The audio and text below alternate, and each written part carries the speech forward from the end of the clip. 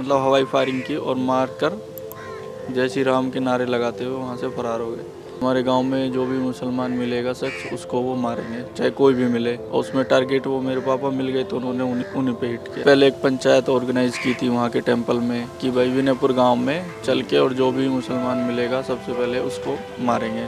किसी भी political party से मेरे परिवार को कोई मदद नहीं मिली है, चाहे समाजवादी पार्टी हो या बहुजन समाजवादी पार्टी हो। बीजेपी की तो बात आप छोड़ ही दीजिए।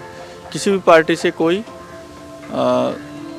किसी भी तरह की कोई हेल्प नहीं मिली है। अभी चार्जशीट भी पूरी नहीं लगी है और उसी बीच एक को बेल मिल गई है जो एक कल्प्रिट है, तो वो काफ़ी मतलब दुखद है मेरी फैमिली के लिए और मेरे लिए। सारे जहाँ से अच्छा हिंदुस्तान हमारा।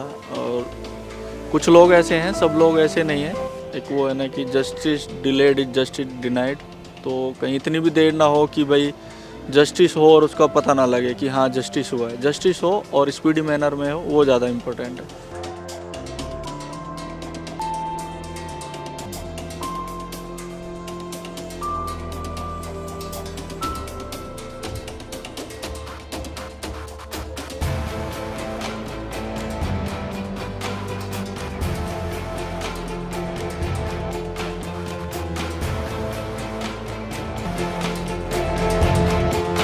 अस्सलामु अलैकुम वरहमतुल्लाहि वबरकातुहू। नाज़रीन, हमारे साथ आज एक शख्स हैं जिनके वालिद साहब को पिछले साल 2 सितंबर को कुछ औबाश लोगों की जानिब से रिलीजियस सलर यानी मजहबी गालियों के साथ उनका जो है बहिमाना तरीक़े से कत्ल कर दिया गया था। उसके बाद बहुत सारी चीज़ें हुई, काफ़ी ज़्यादा सोशल मीडिया पर गुफ्तगू हुई, लेकिन अभी भी इंसाफ नहीं मिला है और बहुत ज़्यादा इसके ऊपर इस तरीके से बात नहीं हो पाई है कि ये पूरा मामला क्या है, ये साफ़ हो सके और इसके पीछे की जो बड़ी वजह है उसको समझा जा सके। ये मामला इस वजह से भी हमारे लिए बहुत इंपॉर्टेंट है क्योंकि हिंदुस्तान में इस तरीके के हादसा, तरीके के मामला बहुत तेज़ी से हो रहे हैं। तो हम ये जो पूरा मामला है इसके ऊपर बात करने के लिए जिस शख्स का कत्ल किया गया था, दाऊद त्यागी साहब का, उनके साहिबजादे शाहरुख त्यागी हमारे साथ हैं, हम उनसे बात करेंगे। सबसे पहले तो आपका बहुत इस्तकबाल है। ये बताइए कि क्या हुआ था 2 तारीख को, पूरा मामला क्या था? 2 तारीख को मेरे पापा मतलब घर पे बैठे हुए थे, तो कुछ अज्ञात लोग आए। 20 से 22 लोग हो गए, हम उन्हें जानते नहीं थे उस टाइम जब तक वो नहीं आए थे। और 7 से 8 मोटरसाइकिल्स पे थे और आते ही मेरे पापा बैठे हुए थे घर के बाहर, आते ही मारना पीटना स्टार्ट किया लाठी डंडों से। और बहुत बुरी तरह मेरे पापा को मतलब मारा उन्होंने। और वहाँ पे जो एक दो आस पड़ोस में लोग जागे या वो मेरे कज़िन वहाँ पे थे, उन्होंने उनको बचाने की कोशिश की तो उनके ऊपर फायरिंग की। लकीली वो फायरिंग उनको नहीं लगी, मतलब हवाई फायरिंग की और मार कर जय श्री राम के नारे लगाते हुए वहाँ से फरार हो गए। अच्छा, ये बताइए कि आपके वालिद साहब का पहले किसी से कोई दुश्मनी थी या मोहल्ले में उनका कैसा किरदार था? मेरे पापा का व्यवहार ऐसा था कि मैं बाहर मतलब मैं रहता हूँ, मैं 10 साल से बाहर हूँ, लेकिन 10 मिनट मैंने उनसे फ़ोन पे बात नहीं की होगी। मतलब इतना इतना रिस्पेक्ट हमारा मेरा और मतलब मेरी फैमिली का उनके साथ था। और उन्होंने कभी उन पे पूरे अपने जीवन काल में कभी एक कोई 7-16 का भी मुकदमा नहीं है उनके ऊपर। किसी के ऊपर पैर पैर पे पैर भी रखने का उनका किसी से कोई झगड़ा नहीं है कभी पूरी ज़िंदगी में। तो क्या वजह थी? एक तो ये है कि आपने पहले जो गुफ्तगू की उसमें बताया कि जय श्री राम का नारा लगा रहे थे। तो क्या ये मज़हबी मुनाफ़क़त की वजह से ऐसा हुआ? हाँ जी, बिल्कुल। ये जो है उनका मतलब यही था कि भाई जो भी हमारे गांव में जो भी मुसलमान मिलेगा शख्स उसको वो मारेंगे, चाहे कोई भी मिले। और उसमें टारगेट वो मेरे पापा मिल गए तो उन्होंने उन्हीं पे हिट किया। अच्छा, मैं एक आर्टिकल पढ़ रहा था दाऊद साहब के हवाले से, तो उसमें ये बात थी कि उससे पहले मंदिरों में काफ़ी इस तरह की मीटिंग्स हो रही थी। ये क्या बात थी? हाँ, वो उसमें बीबीसी ने पड़ताल किया था तो उसमें उन्हें मतलब ये पता चला था कि हमें तो पता नहीं था तब तक कि भाई उन्होंने इससे पहले एक पंचायत ऑर्गेनाइज़ की थी वहाँ के टेंपल में कि भाई विनयपुर गांव में चल के और जो भी मुसलमान मिलेगा सबसे पहले उसको मारेंगे। घर में आपके वालिद साहब को लोग मिस करते हैं अभी? बहुत ज़्यादा, अच्छा। बहुत तो ज़्यादा। और कितने लोग हैं घर में, लाइक आपके आपके अलावा और? अब मेरे अलावा 2 भाई हैं, 1 बहन है छोटी। तो जब ये पूरा मामला आपको मालूम हुआ कि ऐसा-ऐसा हुआ है, तो यकीन कर पाए थे सारी चीज़ों को? नहीं, इनफैक्ट अभी भी कोई उतना मतलब हम मेरी फैमिली से भी पूरी तरह से ओवरकम नहीं कर पाई है। तो यकीन करना तो बहुत मुश्किल था कि भाई कोई ऐसे कैसे कर सकता है कि कोई अपने घर पे बैठा है और कोई आके उसको बिना बात मार दे। Still very hard to believe, और बहुत मतलब बहुत दुखद है।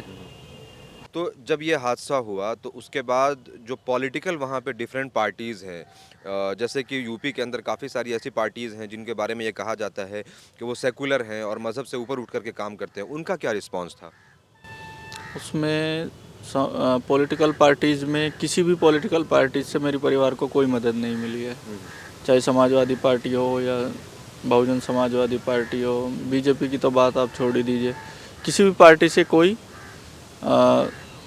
किसी भी तरह की कोई हेल्प नहीं मिली है। केस का क्या अपडेट है? इन्वेस्टिगेशन चल रहा है, लेकिन उसमें अभी कुछ लोग अभी भी फरार हैं, और उसी बीच अभी चार्जशीट भी पूरी नहीं लगी है, और उसी बीच एक एक को बेल मिल गई है जो एक कल्प्रिट है। तो वो काफ़ी मतलब दुखद है मेरी फैमिली के लिए और मेरे लिए।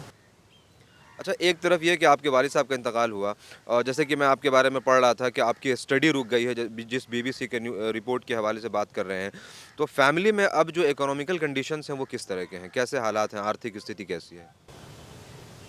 आर्थिक स्थिति मतलब उतनी अच्छी नहीं है, बस ये है अपना एक होता है ना मीट बोथ एंड्स, वो चल रहा है, उस तरह से ही चल रहा है। जैसे तैसे करके चला रहे हैं। अच्छा, जो मिली ऑर्गेनाइजेशंस हैं, जैसे यूपी के अंदर जमात इस्लामी है, जमीयतुल माहिंद है, और भी कई सारी ऑर्गेनाइजेशन है, वो काफ़ी एक्टिव हैं। तो केस में उनका कितना सपोर्ट रहा है, प्लस ये है कि फाइनेंशियल हेल्प में उन्होंने कुछ इस तरह का इकदाम उठाए हैं आपके लिए? नहीं, किसी ने कोई कोई हेल्प नहीं की है, किसी भी जमात से या किसी भी उससे कोई 1 रुपए की हेल्प हमारी फैमिली को, या किसी भी तरह की लीगल एड या कोई किसी तरह का कोई उन्होंने हमें प्रोवाइड नहीं किया। मिलने के लिए आए थे कोई आपसे? नहीं, कोई मिलने नहीं आया। अभी क्या अपडेट है केस के हवाले से? केस में अपडेट ये है, अभी उसमें 13 लोग जेल में हैं, जिनमें से 1 की बेल हो गई है, और 14 लोग अभी फरार 4 लोग फरार हैं। तो आपके वालिद साहब का कत्ल किया गया मजहबी नारे लगाते हुए, और जैसा कि आप बताएं कि मंदिरों के अंदर भी जो है इस तरह की मीटिंग्स वगैरह हुई, तो अभी गांव का क्या माहौल है? क्या आप लोग वहां पे डर महसूस करते हैं? गांव में डर का माहौल तो है, लेकिन हमें सुरक्षा पुलिस की तरफ से मिली हुई है, तो अभी उतना वो चीज़ें अभी फील नहीं हो रही हैं। अभी आगे आगे देखते हैं कि वो किस लेवल तक जाता है, क्या होता है, लेकिन अभी की सिचुएशन में पुलिस की सुरक्षा में तो वो चीज़ महसूस नहीं हो रही है। अच्छा, एक के बाद एक कई सारे मामले यूपी के अंदर हुए, हरियाणा बॉर्डर पे कई सारा इस तरह का मामला हुआ है, तो ये जो चीज़ें बहुत तेज़ी से बढ़ती जा रही हैं, इसके पीछे की बड़ी वजह आपको क्या महसूस होता है? उसमें सबसे तो मेन तो मुझे ये लगता है कि जिंगोइज्म में आके कुछ उसको लोगों को भड़का के इस तरह का पॉलिटिकल पार्टीज भी कुछ उस चीज़ को प्रमोट करती हैं। इस तरह से जो जिंगोइज्म में की चपेट में आ जाते हैं, वो इस तरह की घटनाओं को अंजाम देते हैं, जो कि बिल्कुल गलत है। इस तरह से बिल्कुल नहीं होना चाहिए, किसी को भी किसी की जान लेने का अधिकार नहीं है। अच्छा, ये कि मीडिया भी बहुत ज़्यादा बायस है मुसलमानों के हवाले से, और पॉलिटिकल पार्टीज़ को तो इससे फ़ायदा ही हो रहा है, फिर यहाँ ग्राउंड पे कई सारी ऐसी ऑर्गेनाइजेशन हैं जो मुसलमानों को ओपनली थ्रेट करते हैं, टारगेट करते हैं, मारते हैं। तो क्या लगता है आपको, ये चीज़ें रुकेंगी या और बढ़ती जाएंगी, यानी मुसलमानों के जान के जो है कीमतें और आसान होंगे? उसके मीडिया के बारे में तो देखो, मैं कुछ नहीं कहूँगा, सबका अपना अधिकार है, जो वो दिखाना चाहते हैं वो दिखाए, लेकिन जो गलत चीज़ है, गलत जो भी चीज़ें हो रही हैं किसी के भी साथ नहीं होनी चाहिए, और अगर किसी के साथ हो रही हैं तो उनको सही से उनको रेमेडी होना चाहिए, मेरा तो ये मानना है। अच्छा, एक बेटे होने की हैसियत से आपके वालिद साहब के साथ ये पूरा मामला हुआ, आप इस पूरे मामले को कैसे देखते हैं, और इंसाफ का मतलब आप क्या समझते हैं? इंसाफ का मतलब ये है कि जल्दी से जल्दी केस सब अरेस्टिंग हो, जल्दी से जल्दी केस प्रोसीडिंग हो, और जल्दी से जल्दी उनको सज़ा मिले, ये इंसाफ। आखिर में, और जो इस तरह के लोग हैं जिनको कहीं कत्ल किया गया है या जिनकी लिंचिंग हुई है, जिनको झूठे केसेस में फंसाया गया है, उन लोगों के लिए कोई मैसेज देना चाहेंगे, और ख़ास तौर से कम्युनिटी और जो मिली ऑर्गेनाइजेशंस हैं जिनकी जिम्मेदारी थी कि वो आकर के केस लड़ते और कई सारी चीज़ों में सपोर्ट करते, उन लोगों के लिए कोई मैसेज? जिनकी फैमिलीज़ के साथ ऐसा हुआ है उनको मैं बस यही कहूँगा कि भाई सारे जहाँ से अच्छा हिंदुस्तान हमारा, और कुछ लोग ऐसे हैं, सब लोग ऐसे नहीं हैं, 1-2% कम्युनिटी में ऐसे लोग हैं, 98% लोग चाहते हैं कि लोग शांति से रहें, और कुछ लोग हैं उनके मतलब उसमें आके अपने आप को मतलब देखो, नफ़रत का अल्टरनेटिव नफ़रत नहीं हो सकता, है ना। नफ़रत का अल्टरनेटिव कहीं ना कहीं प्यार है, लव है, और नफ़रत को प्यार से ही जीता जा सकता है। एक दूसरे के साथ प्यार से रहें, बाकी जो है लीगल जो भी हो वो प्रोसीडिंग जल्दी से जल्दी पूरी होनी चाहिए। एक आखिरी सवाल ये पूछेंगे कि इस तरह के और भी कई सारे मामले हुए हैं, आपके वालिद साहब के मामले को 5 महीने से ज़्यादा होने लगा है, क्या उम्मीद है इंसाफ का, क्या आपको लगता है इंसाफ होगा? उम्मीद है कि इंसाफ तो होगा, लेकिन एक वो है ना कि justice delayed is justice denied. तो कहीं इतनी भी देर ना हो कि भाई जस्टिस हो और उसका पता ना लगे कि हाँ जस्टिस हुआ है। जस्टिस हो और स्पीडी मैनर में हो, वो ज़्यादा इम्पोर्टेंट है। आपके साथ और भी इस तरह के जो भी लोग हैं जिनके ऊपर इस तरह का जुल्म हुआ है, उन सब के साथ हमारी संवेदनाएं हैं और उम्मीद करेंगे कि आपको जो है जल्द से जल्द आपके साथ इंसाफ हो। बहुत शुक्रिया हमसे बात करने के लिए।